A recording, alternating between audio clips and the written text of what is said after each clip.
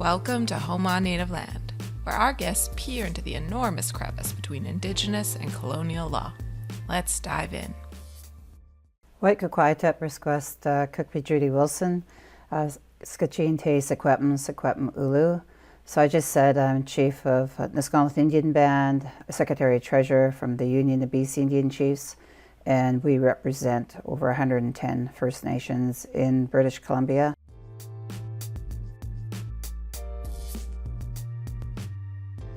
Well, the United Nations Declaration on the Rights of Indigenous People really is about a minimum human rights framework. In the 1950s, when they did the Universal Human Rights Declaration, our Indigenous people were not thought of. We were not included because they thought we were savages, we didn't have any rights, we didn't have any land. So you can imagine being stuck on a reserve and displaced from your homelands. Our territory, for example, is 180,000 square kilometers in the interior, and they try to confine us in about 1% of our traditional territorial lands.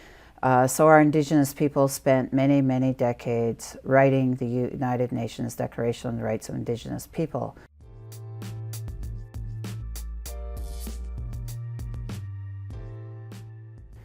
So I always say that our Indigenous laws, jurisdiction, and legal orders are first and foremost because they're still intact, because we hold the underlying title to the lands in BC. So our land is intact, our laws are intact, our governance is intact, and our jurisdiction is still intact. So neither the federal or the provincial government have anything to show, no documents whatsoever, to show that they hold the deeds to those lands or resources. And they're relying on that fictitious doctrine of discovery. They never removed us from our land, we're still here. In our Indigenous laws, jurisdiction, and legal orders, the lands were given to us by our Creator, and we were caretakers and custodians and stewards of the lands for time immemorial. Before Columbus or before the Vikings or before Captain Cook, any of those explorers came to our lands, our people were here. So that was way before colonial law, so you just lost your argument.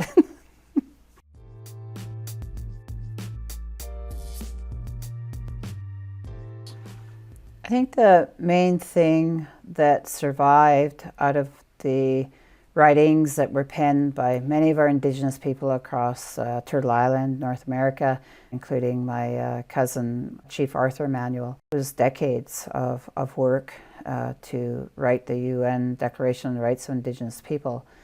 And the one thing he told me that was intact and never changed was our self-determination, Article 3. Article 3, self-determination, is the antidote for the colonial doctrine of discovery. He also identified free, prior, informed consent, which is important, and I think that's the mechanisms in the UN Declaration that are really important to Indigenous people, but the state governments really struggle with it.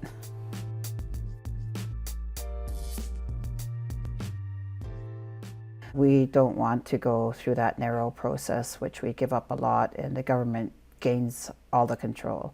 So we need to look at what that alternative was, and that alternative is self-determination. Our people have survived on our lands, and we managed our lands. With climate change, we really have to get back to that, because with the state government and the industry with extractive resources and exploitation of the lands, the waters, and all of creation, they're actually destroying everything, and we need to get back to that harmony and balance. It's really an act to implement the United Nations Declaration on the Rights of Indigenous People. But the biggest piece, I think, of the work is the alignment of laws. As we've been speaking through this entire conversation with you, we're talking about our laws, so the alignment and how that's going to coexist with Canadian and federal laws.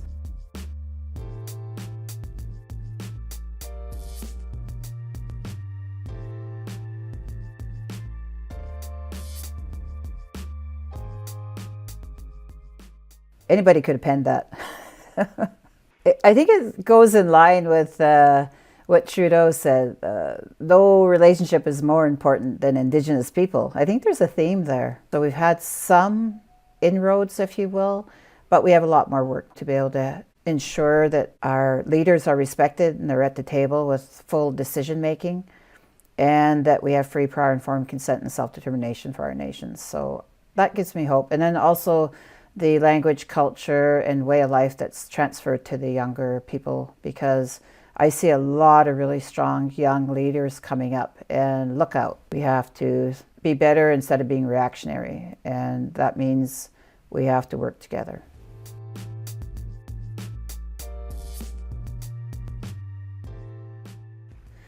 There would be the recognition, the full implementation of our Indigenous laws, jurisdiction, and legal orders first. And our people as sovereign nations will be at those decision-making tables.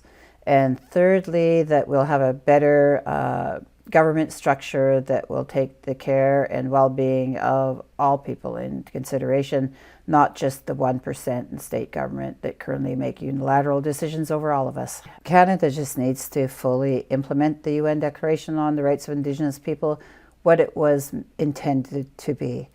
The United Nations, they actually said they have experts and different advisories that can help Canada do that. I don't know why they don't call on them.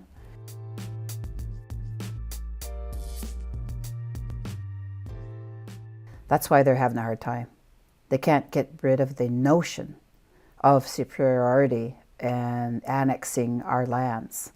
You know, once they get rid of and repudiate the doctrine of discovery, they'll find that boulder, is no longer a boulder, but something we all can work towards. Get rid of the boulder called doctrine of discovery, then you'll find that it's actually a level playing field. I vote for things people can understand, that they don't have to stay awake at night. Is a boulder, or is there can you hear a tree fall if no one's there? Let's keep it simple. I'll send the Queen an email. Watch this.